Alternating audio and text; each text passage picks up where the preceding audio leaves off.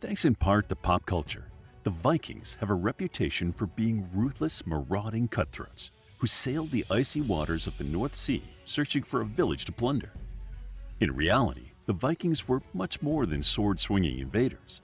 They were accomplished farmers and builders, sailors, and explorers.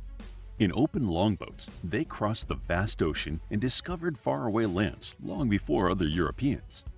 The age of the Vikings lasted from about 790 CE to 1066 CE.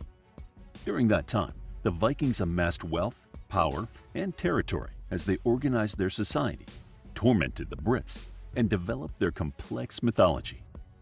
Perhaps one reason why the Vikings have become so popular in today's pop culture is that their history is filled with colorful characters, such as Eric Bloodaxe, Bjorn Ironside, Ragnar Lodbrok, Eric the Red, Ivar the Boneless, and Leif Erikson, who left an indelible footprint on world history. During the height of the Viking Age, the Vikings were a force to be reckoned with in European history. The Viking culture was unique because it was not tied to a country, and there was no central government that ruled over the Vikings. Although they invaded foreign lands and sought out undiscovered places, they did not attempt to build a cohesive empire like the Romans. What they had in common was that they hailed from the Scandinavian region in what is now Norway, Finland, Sweden, and Denmark, and that they spoke a common language. The daring adventures of the Vikings were recorded in sagas and chronicles assembled from oral stories centuries later. Probably there were embellishments made to these stories that have obscured the historical facts, yet gave us exciting stories of hero warriors and legendary feats of strength. The Vikings, it seemed, had a lust for adventure. They sailed from their homelands in the north to coastal areas around Europe, and in doing so they were exposed to the wealth of the European cultures ripe for the picking. In 793 CE, Viking raiders sacked a helpless seaside monastery in Lindisfarne, located on the British Isles, thereby launching the Viking Age. The ease of the raid and the riches they plundered whet the appetite of the Vikings. Soon, they divided their time between farming their land and sailing off to plunder coastal communities in Britain and beyond. The Viking sagas are filled with larger-than-life characters. Among them is Ragnar Lodbrok, a figure that has caused debate among historians. Most historians believe Ragnar Lodbrok did not truly exist, but was a composite of other real-life people. Lodbrok was the very picture of a Viking warrior, with the cool Viking name to go with it. Lodbrok was not his given last name.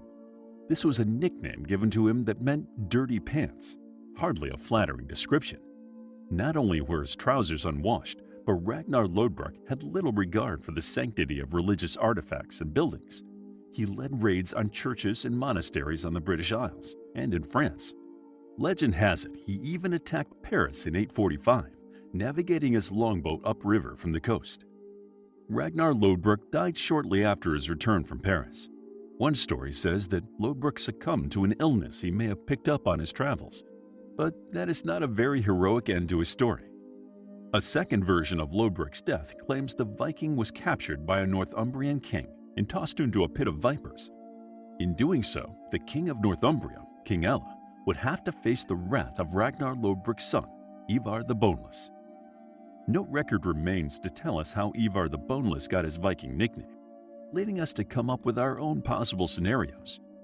Despite his name, Ivar the Boneless was a brutal, cunning warrior. It was Ivar that, in 865, led a massive invasion known as the Great Heathen Army to conquer England. This time, the Vikings weren't interested in a smash-and-grab campaign. They wanted to establish a settlement on the British Isles. For a brief time, Ivar ruled over England. He attempted to broker peace by uniting some tribes of England, but he also created chaos by murdering 3 English kings.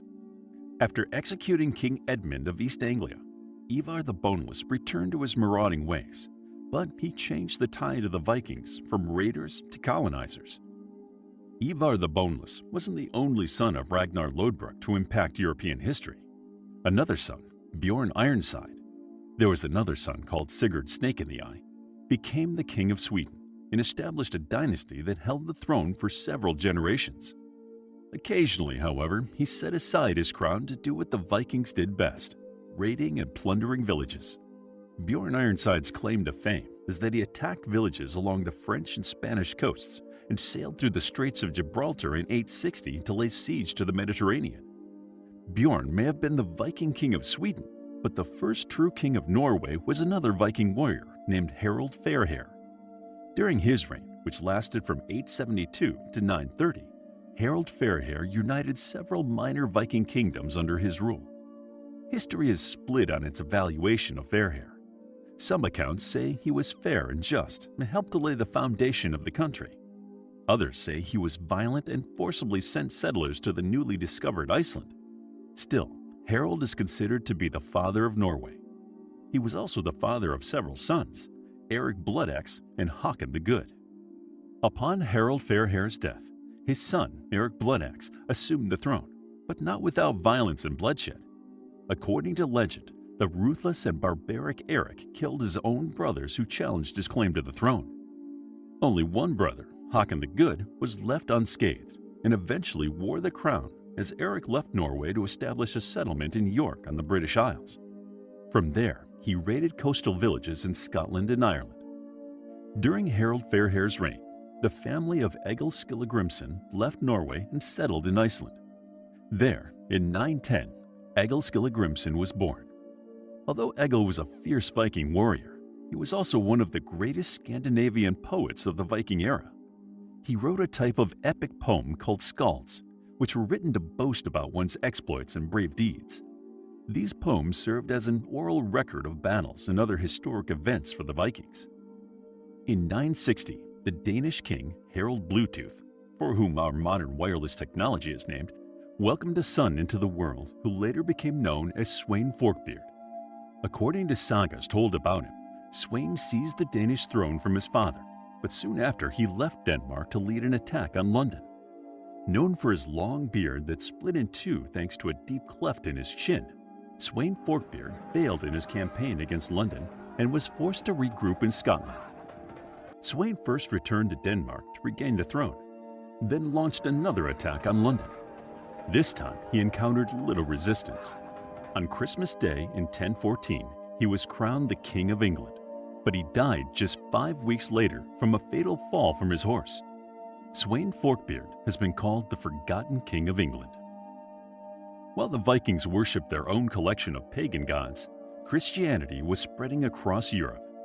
It was only natural that the Vikings would encounter Christians who sought to convert them. When Viking traders began to lose business to Christian traders, many Viking traders took to wearing a cross when doing business with Christian merchants, but replacing it with Thor's hammer once the deal was done. Some Vikings, most notably Olaf Tryggvason, was an ardent believer in Christianity. Olaf, fresh from a plundering mission to England in 996, returned to Norway to find that the people had turned on their ruler, Jarl Haakon. Olaf joined the rebellion, raised an army, and easily defeated Haakon and assumed the throne for himself. This move made Olaf the first Christian king of Norway, and he used his new position to convert his people to Christianity by any means possible, including torture, beatings, banishment, and murder. King Olaf wasn't content to see just Norway become a Christian nation. He tried to spread Christianity to Iceland and Greenland as well.